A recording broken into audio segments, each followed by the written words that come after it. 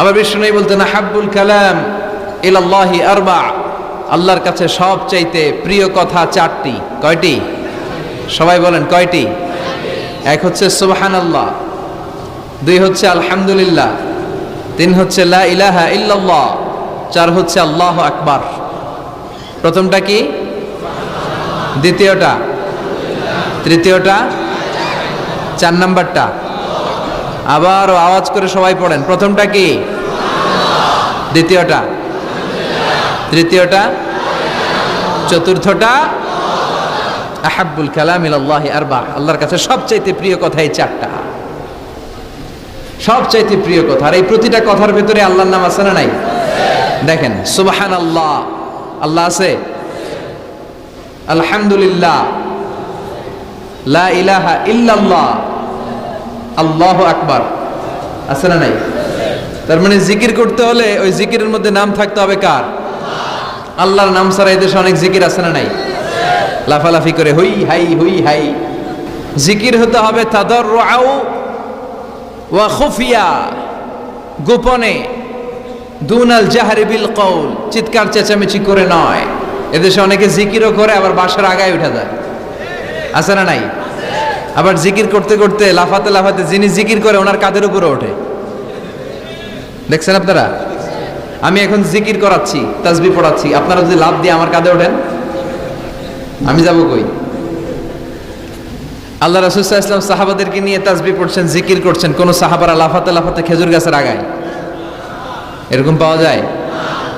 অথবা সাহাবারা আবেগের চোটে লাফাতে লাফাতে আল্লাহ রাসূলের কাঁধের উপর, এরকম হয়েছে কোনোদিন? তাহলে এইরকম সিস্টেমে হুই হাই করে লাফালাফি করে কোনো ধরনের জিকির করা যাবে? জিকির করতে হবে হাতের কড়ায়, গুনে গুনে, ভদ্রভাবে। আব্দুল্লাহ ইবনে আমর ইবনে আল-আস তিনি বর্ণনা করেন, রাআইতু রাসূলুল্লাহ সাল্লাল্লাহু আলাইহি ওয়াসাল্লাম ইয়াকিদু তাসবিহা বিয়ামিনি, আমি আল্লাহ রাসূলকে ডান হাতের গিড়ায় এভাবে আস্তে আস্তে তাসবিহ পড়তে দেখেছি। কোন হাতের গিড়ায়? নাকি বাম হাত? আমরা কোন পন্থী? সব নবীরা কোন পন্থী ছিল? জান্নাতে ঢুকবে কোন পন্থীরা? এজন্য ডানপন্থী হতে রাজি আছেন তো সবাই? ডান হাতের গিড়ায় তাসবিহ পড়বেন, রাজি আছেন? এইভাবে ডান হাতটা উঁচু করেন, এই আঙ্গুলটা এই এখানে ধরেন, ধরে এইভাবে পড়বেন সুবহানাল্লাহ সুবহানাল্লাহ সুবহানাল্লাহ। এই আঙ্গুলের গিরা কিয়ামতের দিন আপনার পক্ষে সাক্ষী দিবে। আমরা যেন বেশি বেশি আল্লাহর জিকির করতে পারি, আল্লাহ তৌফিক দাও। আমরা যেন আল্লাহর শুকরিয়া বেশি বেশি করতে পারি, আল্লাহ তৌফিক দাও। বিশ্বনবী দোয়া করতেন, আল্লাহুম্মা জাআলনি সাবুরা ওয়া জাআলনি শাকুরা ওয়া জাআলনি ফি আইনি সগীরা ওয়া ফি আ'য়ুনিন নাসি কাবীরা। হে আল্লাহ, আপনি আমারে ধৈর্যশীল বান্দা বানান, আল্লাহ আপনি আমারে শুকরগুজার বানান, আল্লাহ আমার চোখে আপনি আমারে ছোট বানান, মানুষের চোখে আপনি আমারে বড় বানান। আমিন পড়েন। আমরা শুকরগুজার হতে চাই না, আমরা অভিযোগ করি বেশি, কমপ্লেইন, এটা আল্লাহ আমার দিল না, ওইটা দিল না, এরকম অভিযোগ আছে না নাই? যে অবস্থানে আছে এটাতে খুশি না। এজন্য বিষ্ণুই বলতেন, উনজুর ইলা মান হুয়া আসফালা মিনকা, তোমার চেয়ে যে খারাপ অবস্থানে আছে তার দিকে তাকাও, তাহলে তোমার ভালো লাগবে। ওয়ালা তানজুর ইলা মান হুয়া আ'লা মিনকা, তোমার চেয়ে যে ভালো পজিশনে আছে ওর দিকে তাকিও না, যে খারাপ অবস্থানে আছে ওর দিকে তাকাও। তুমি তোমার অবস্থানে থেকে খুশি নাও, কিন্তু অনেকে আছে তোমার অবস্থানে পৌঁছার জন্য সে লড়াই করে যাচ্ছে আর সংগ্রাম চালিয়ে যাচ্ছে। তোমার জায়গাটাতে পৌঁছা, যেই জায়গায় বসে তুমি আল্লাহরে গালি দাও তোমার ভাল লাগে না, ওই জায়গাটায় আসা বসা অনেকের কাছে স্বপ্ন, অনেকের কাছে স্বপ্ন। শেখ সাদি রাহিমাহুল্লাহ, ওনার একবার আর্থিক দৈন্যতা যাচ্ছিল। ইরানের বিখ্যাত কবি বালাগাল উলা বিকামালিহি এর রচয়িতা, টাকা নাই, পয়সা নাই, পায়ে দেওয়ার মতো জুতা নাই। তো মনে মনে আফসোস, হায়রে আমি এত বড় কবি, আমার পায়ে দেওয়ার মতো জুতা নাই। তো আফসোস করে ঘর থেকে বেরিয়ে দেখে একজন ভিক্ষুক ভিক্ষা করে, তার দুইটা পাই নাই। শেখ সাদির পায়ে জুতা নাই, শেখ সাদির পায়ে কি নাই? আর ভিক্ষুকের কি নাই? পাই নাই। উনি সেজদায় পড়ে গেলেন, আল্লাহরে বললেন, আল্লাহ শুকর, আলহামদুলিল্লাহ, অনেক ভালো আছি, অনেক সুখে আছি। এজন্য আপনার চেয়ে যে খারাপ অবস্থানে আছে ওর দিকে একটু তাকান।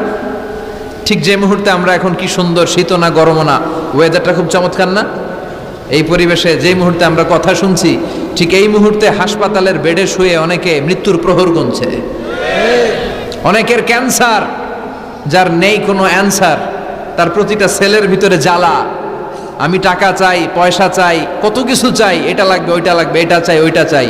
হাসপাতালের ওই ক্যান্সারের রোগীটা কিচ্ছু চায় না, ও শুধু বাঁচতে চায়। ও কি চায়? ও শুধু বাঁচতে চায়। এজন্য চাহিদার কোনো শেষ নাই। আল কানাআতু মিনাল ইসলাম, অল্পে তুষ্ট থাকার নাম ইসলাম। অল্প খাবো, অল্প পড়বো, অল্প জমাবো, অল্পের ভেতরে বরকত দিয়েছে কে? আর সবসময় শুকরিয়া করবো কার? রাজি আছেন তো?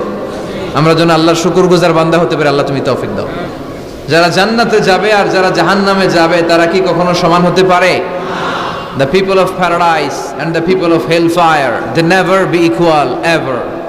The people of paradise and heaven, they gain the ultimate success in life.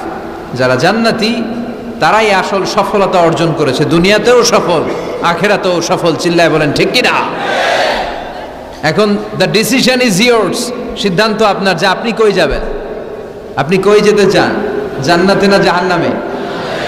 আল্লাহ আমরা যেন জান্নাতেও এরকম একত্রিত হতে পারি, তুমি তৌফিক দাও।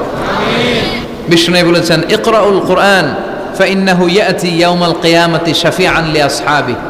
বেশি বেশি কোরআনের তেলাওয়াত করো, কারণ এই কোরআন কিয়ামতের দিন তোমাদের জন্য সুপারিশকারী হবে। কোরআন যদি আপনার পক্ষে আল্লাহর কাছে সুপারিশ করে, আল্লাহ এই সুপারিশ ফেলে দিতে পারবে? পররাষ্ট্রমন্ত্রী যদি মাননীয় প্রধানমন্ত্রীর কাছে কোনো বিষয়ে সুপারিশ করে, রেকমেন্ডেশন করে, মাননীয় প্রধানমন্ত্রী এই সুপারিশকে কি রিজেক্ট করতে পারবে? কথা বলেন। এজন্য কোরআনের সুপারিশ আমরা চাই কি চাই না? এটা এমন একটা কিতাব যেই কিতাবে কোনো ভুল নাই। যালিকাল কিতাব লা রাইবা ফি হুদাল লিল মুত্তাকিন। This is the book, the most authentic and original book, reliable book in the world, whereof there is no doubt in it and a guidance to those who are muttaqin. এই বইটা এমন বই যে বইয়ে কোনো ভুল নাই, কোনো সন্দেহ নাই। মুত্তাকিনদের জন্য পথ প্রদর্শনকারী হিসেবে বইটারে নাজিল করেছে কে? এই বইটার যেখান দিয়ে পড়েন হেদায়েত আছে না নাই? রহমত আছে না নাই? বরকত আছে না নাই? শিফা আছে না নাই? এই কিতাব পড়ে অসুস্থ ব্যক্তির গায়ে ফু দিলে সুস্থ করে কে? তার মানে এর মধ্যে শিফা আছে। সুবহানাল্লাহ পড়েন। সূরাতুল ফাতিহারে বলা হয় সূরাতুশ শিফা। সূরাতুল ফাতিহা পড়ে অসুস্থরে ফু দিলে সুস্থ করে কে? বিশ্বাস হয়? হ্যাঁ না একটু সন্দেহ লাগে? যদি সন্দেহ থাকে তাহলে ফু দিলে কাজ হবে? আর বিশ্বাস রেখে যদি ফু দেন ভালো করে দিবে কে? এমন এক কিতাব, এই কিতাব পড়লে সওয়াব, এই কিতাব ধরলে সওয়াব, এই কিতাবের জন্য মরলেও সওয়াব। ঠিক কি না?